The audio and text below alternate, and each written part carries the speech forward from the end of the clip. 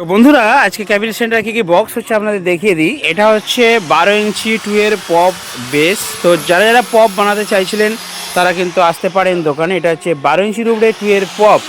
আর এইখানটাতে কিন্তু কাজ চলছে। সানভাই কি মাল হচ্ছে? 8 ইঞ্চি RCA মিড। ঠিক আছে, 8 ইঞ্চি RCA মিড। আর এখানে কিন্তু একটা 3 বেসের ডিজাইন করা হয়েছে। তো এর আমরা সাইড এয়ার পাস দিচ্ছি। মিডল এয়ার পাস দিবি তো?